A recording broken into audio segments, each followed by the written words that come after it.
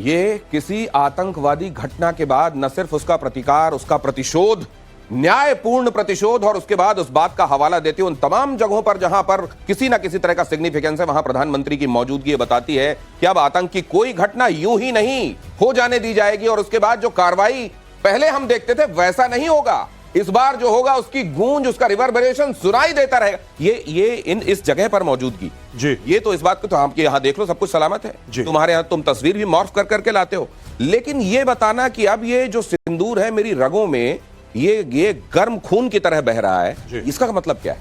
देखिए, इसका मतलब सिर्फ ये है कि जो सर ने बताया ना कि पैराडाइम शिफ्ट हो गया है भारत की सोच में। ऑपरेशन सिंदूर का सबसे बड़ा जो टेक अवे ये नहीं है कि हमने आतंकी ठिकाने ध्वस्त कर दी और उनकी एयरफील्ड तबाह कर दी, दैट इज नंबर 2। नंबर 1 यह बात है कि पूरे भारत की सोच बदल गई कि पहले तुम हमला करोगे, फिर हम देखेंगे, फिर हम तुमसे अपील करेंगे, फिर हम दलील करेंगे, फिर हम वकील करेंगे। ये सारे के सारे चैप्टर बंद हो गए हैं। अब फैसला भी हम करेंगे, जज भी हम हैं, फांसी की सजा भी हम ही देंगे तुम्हें, और वकील भी हम हैं, सब कुछ हम हैं। हमें और किसी की जरूरत नहीं है, किसी का रेटिफिकेशन, किसी का वैलिडेशन भारत को नहीं चाहिए कि अमेरिका से पूछो, चाइना से पूछो, इससे पूछो।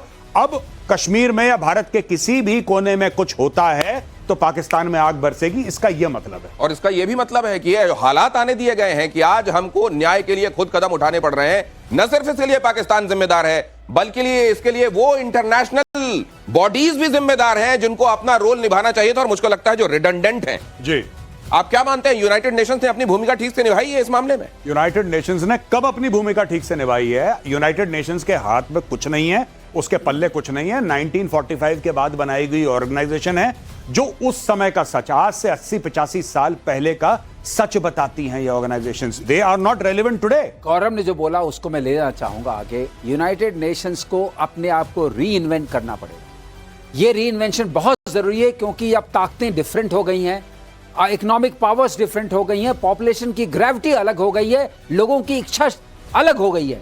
इस तरह से सिंदूर उजाड़ते रहेंगे तो हमें फिर दहाड़ना ही पड़ेगा, और वो घर उजाड़ने पड़ेंगे जिन्होंने सिंदूर उजाड़ने की हिमाकत की है। ये घर उजड़ रहे हैं और उजड़ते रहेंगे जिन्होंने सिंदूर पोंछने की हिमाकत की है। ऑपरेशन सिंदूर की कामयाबी के बाद भारतीय हथियारों का दुनिया भर में डंका बजना लगातार जारी है। प्रतिशोध आपको इस बारे में इन्फॉर्म करता जा रहा है। भारत के हथियारों के निर्यात में ऐतिहासिक उछाल आई है। ऑपरेशन सिंदूर की सफलता से मांग और तेज हो गई है। ब्रह्मोस मिसाइल तो हॉट केक हो गई है। ब्रह्मोस मिसाइल, सर आपने इसमें भी बड़ी भूमिका निभाई है ब्रह्मोस के भी डेवलप होने में, जरा बताइए सर क्यों है इतनी हॉट केक? ब्रह्मोस की सबसे खास बात यह है, एक बताना चाहूंगा मैं, ये जो इसका आर्मर है जिसको बोलते हैं, जो पियर्सिंग आर्मर है, ये क्या करता है, अगर 30 फुट की मिट्टी भी ऊपर हो तो घुस के नीचे मारेगा। 30 फीट तक? 2 फ्लोर लगभग 3 फ्लोर। और अगर कंक्रीट हो, हार्ड एंड कंक्रीट हो, तो 10 फुट तक मारेगा। तो आप समझिए बचोगे कहां? बंकर मुनीर, फील्ड मार्शल, ये उसके फील्ड मार्शल बंकर के अंदर भी नहीं बचेंगे। आपको क्यों लग रहा है कि वो अपना हेडक्वार्टर शिफ्ट कर रहा है? देखिए ना, उसका हेडक्वार्टर एक बिल्डिंग में है।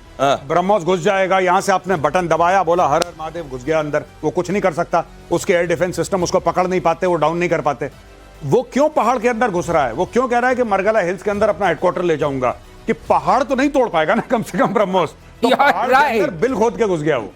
ये है चक्कर। किराना भी दिखा दिया है तब भी मरगला, एक तो मरगला, अरे बड़े मरगिल्ले आदमी हो यार, ये मरगिल्ले टाइप के आदमी को कहा जाता है। वही मरगला, ये नहीं, ये मरगला पहाड़ी जो है वहां जाके आदमी अपने आप को सेफ मान रहा है किराना का हाल देखने के बाद भी। दिनेश, लेकिन एक बात और है, वो आदमी जो इतना सेल्फिश हो कि सिर्फ अपने को सेव करने की सोचे, अपनी जनता का क्या, अपनी आवाम का क्या, अरे सैनिकों का क्या, बंकर के अंदर घुसा हुआ था जब सब कुछ हो गया, पूरा तूफान निकल गया तब बाहर तो मुझे इनके आवाम से कहना चाहिए, ऐसे air marshal, field marshal, air marshal, water marshal, field marshal, अरे हटाओ इनको, क्या करना है? ये किस काम के? आपकी रक्षा की इन्होंने की नहीं? अरे आपके यहाँ के मार्शल से अच्छा तो हमारे यहाँ के मार्शल नाम का एक वाहन होता है। बहरहाल भारतीय हथियारों ने तोड़े सारे रिकॉर्ड। आयात के मुकाबले रिकॉर्ड स्तर पर निर्यात। भारतीय हथियारों का निर्यात 34%। और भारत के रक्षा मंत्री ने एक ट्वीट के जरिए ये भारतवासियों को बताया भी है कि पहले जहां आयात हुआ करता था, अब निर्यात पर जोर है, हम दुनिया भर को दे रहे हैं। ये इससे तो मिलिट्री इंडस्ट्रियल कॉम्प्लेक्स चलाने वाला दादा बड़ा थर्राया होगा। बहुत ये बहुत बड़ी बात है। आपके इसमें यह शो करता है कि आपके वैज्ञानिकों, आपके इंजीनियर्स, आपके प्रोडक्शन की क्षमता, इन सबको मिलने के बाद और आपकी सोच, भारत सरकार की सोच, अगर आत्मनिर्भरता की सोच नहीं होती तो कुछ भी नहीं होता। अगर वो हो रहा है और आपका सामान की ब्रांडिंग हुई, अरे आप सिंदूर में जो हमारा नुकसान हुआ, लेकिन एक जरूर स्टैंडिंग आई पूरे ग्लोबल स्टेज पर कि हम अपनी रक्षा खुद कर सकते हैं, अपने शस्त्रों से कर सकते हैं, अपने वीरों से कर सकते हैं। हमें कोई उधार के लोग नहीं चाहिए, चाइना के पास जाके गिड़गिड़ाना नहीं है, अमेरिका के पास जाके रोना नहीं है।